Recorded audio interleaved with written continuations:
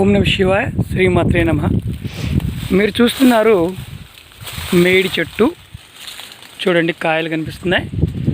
ఈ మేడి చెట్టు శాస్త్రరీత్యా దత్తాత్రేయుడు చెట్టులో నివాసం ఉంటాడు, స్థిర నివాసం ఉంటాడని శాస్త్రం చూడడం జరుగుతుంది. చాలా పవిత్రమైన చెట్టుగా మనం భావిస్తాము. ఎవరైనా సరే మేడి పువ్వు అంటే కాయలు కనిపిస్తూ ఉంటాయి గుత్తులు గుత్తులుగా. ఎవరైనా సరే మేడి చెట్టు పువ్వుని చూసిన వారు ఎవరన్నా ఉంటే చూడండి, మీకు చెప్తున్నాను. మేడి చెట్టు పువ్వు, లక్ష్మీదేవి ఆ పువ్వు కనుక మనకు దొరికితే లక్ష్మీదేవి మన ఇంటి యందు స్థిరంగా ఉండి మనని అఖండ కోటీశ్వరుని చేస్తుందని శాస్త్రం చూడడం జరిగింది. ఈరోజు మనం ఇప్పుడు మేడి చెట్టులో రకాలు చెప్పుకుందాం. ఇది మన దేశీవాలి మేడి అంటామంటే మామూలుగా మనకి ఎప్పుడు కనిపిస్తూ ఉంటుంది. ఇంకొకటి బ్రహ్మ మేడి అంటారు. అవి ఆకులు ఇలా ఉండని పెద్దగా ఉంటాయి. ఈ నదులు, వాగులు, వంకల దగ్గర అలాగే బీడు భూముల్లో ఎక్కువగా కనిపిస్తుంది. కాయలు కూడా పెద్దగా కనిపిస్తాయి. మనం మేడికాయ అంజీర లాగా ఉంటుంది. అంజీర జాతిలో సంబంధించిన మొక్క ఇది కూడా. ఆయుర్వేదంలో ఈ మొక్కని విరివిరిగా మందులుగా వాడతారు.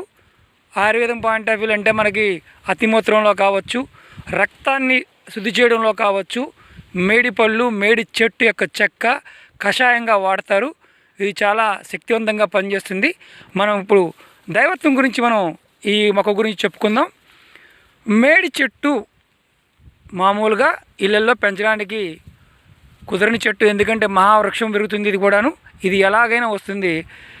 ఈ కాయలో మామూలుగా పండి రాలిన తర్వాత పక్షులు తింటాయి. అవి తీసుకొచ్చి వాలి మల విసర్జన చేస్తే ఆటోమేటిక్గా మనకి అది ఇళ్ళ మీదైనా వచ్చేస్తుంది.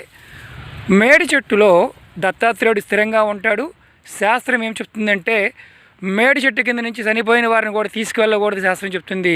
ఎందుకంటే మేడి చెట్టు కింద నుంచి వెళ్తే మళ్ళీ చనిపోయిన వారు లెగుస్తారని, అంటే వాళ్ళు పునర్జీవిస్తారని కూడా శాస్త్రంలో చూడడం జరిగింది.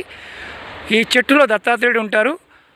విధి విధానంగా ఎవరైనా సరే మేడి చెట్టుకి నమస్కారం చేసుకొని పూజ చేసినా కానీ వారికి లక్ష్మీ కటాక్షం, దత్తాత్రేయుడి కటాక్షం కలుగుతుందని శాస్త్రం చెబుతుంది.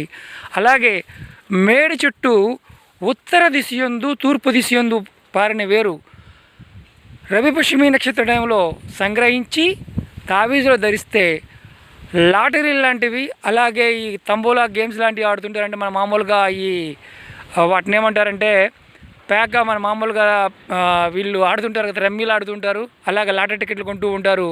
వాళ్ళకి అదృష్టం కలిసి వస్తుందని శాస్త్రంలో చూడడం జరిగింది.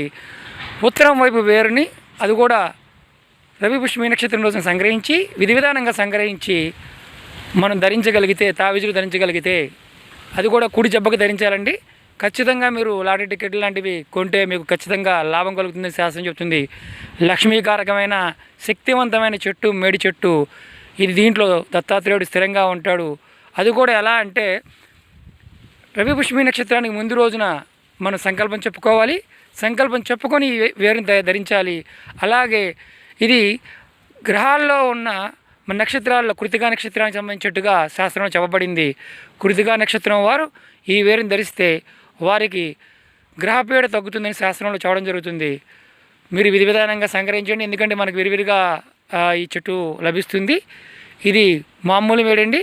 అలాగే బ్రహ్మ మేడని కూడా ఉంటుంది. అది మాంసాలు మామూలుగా ఏంటంటే తోలుని చెట్లుకి కడుతూ ఉంటారు, ఎందుకంటే పాడవకుండా ఉంటుంది. అంటే మేడి చెట్టుకు శక్తి ఉంటుంది. ఆ బ్రహ్మ మేడికి తోలు అంటే మామూలుగా ఈ డప్పులు తయారు చేస్తుంటారు, వాద్య పరికరాలు తయారు చేస్తుంటారు. వారు ఏం చేస్తారంటే ఈ చనిపోయిన జీవుల యొక్క కళేబరాలు తీసుకెళ్ళి చెట్టుకి కడుతూ ఉంటారు. ఎందుకంటే మాంసాన్ని అంటే ఖరాబ్ అవ్వకుండా ఉండడానికి, అంటే కుళ్ళిపోకుండా చేయడానికి కూడా శక్తి ఉందని శాస్త్రం చెప్తుంది. అలాగే వాద్య పరికరాలు అంటారు వాటిని తయారు చేయడానికి ఏదైతే తోలు వాడతారో దాన్ని అంటే పాడవకుండా కూడా కాపాడుతుందని శాస్త్రం చూడడం జరుగుతుంది. ఇది మీరు విధి విధానంగా సంగ్రహించండి, ఖచ్చితమైన మంచి ఫలితాలను పొందండి. శ్రీమాత్రే నమః. ఓం నమ శివాయ.